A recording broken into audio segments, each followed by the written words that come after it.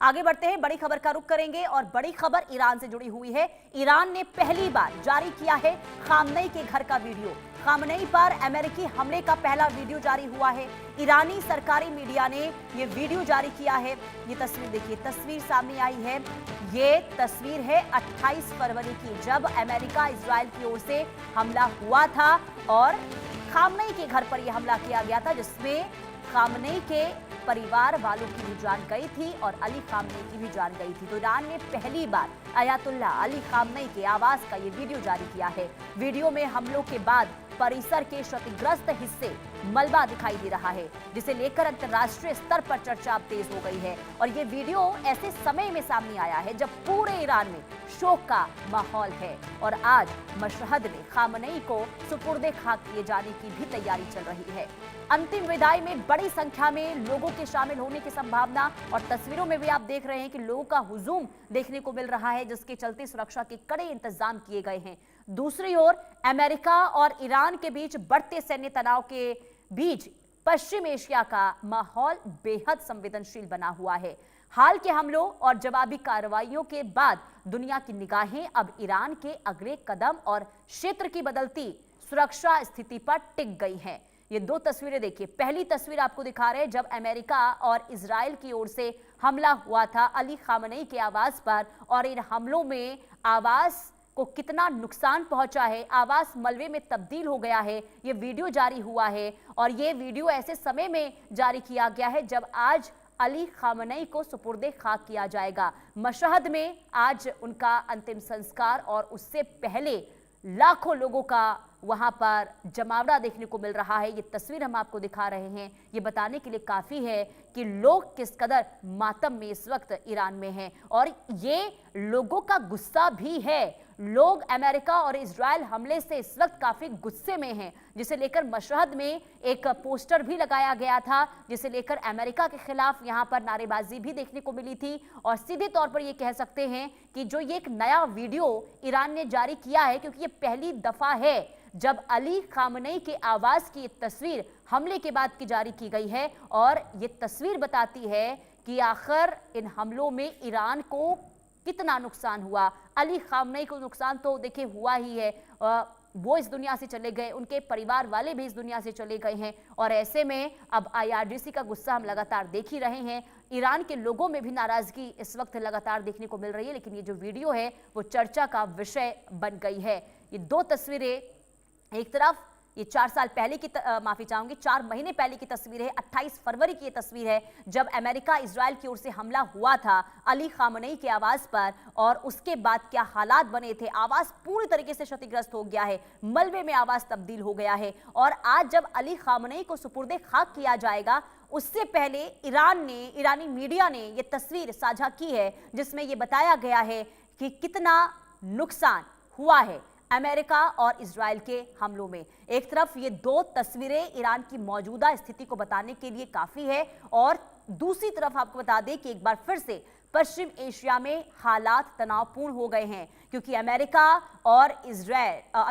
और साथ ही साथ अमेरिका और ईरान के बीच जो संघर्ष है उसकी स्थिति एक बार फिर से बढ़ती हुई नजर आ रही है।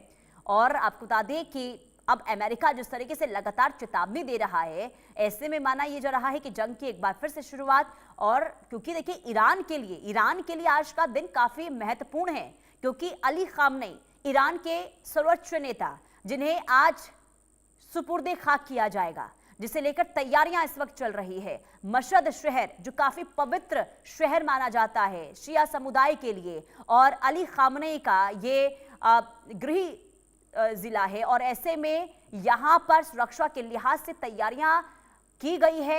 भारी संख्या में लोगों का जुटान होगा, जो आप तस्वीरों में भी आप देख रहे हैं कि भारी संख्या में लोग यहां पर लगातार पहुंचते हुए दिखाई दे रहे हैं। और उससे पहले जो धमकियां दी जा रही है अमेरिका की ओर से, और जो हमले शुरू हो गए हैं अमेरिका की ओर से ईरान के अलग अलग शहरों में, ये बताने के लिए काफी है कि स्थिति बहुत ज्यादा बदहाल होती हुई इस वक्त ईरान के अंदर दिखाई दे रही है। लेकिन इसके बावजूद भी ईरान ये संदेश दे रहा है कि वो ना तो झुका है और ना ही आगे झुकने वाला है, और अमेरिका के दबाव में ना पहले वो आया था और ना अब आगे आएगा, और बखूबी के साथ और आक्रामकता के साथ अमेरिका के हर हमले का ईरान जवाब देगा।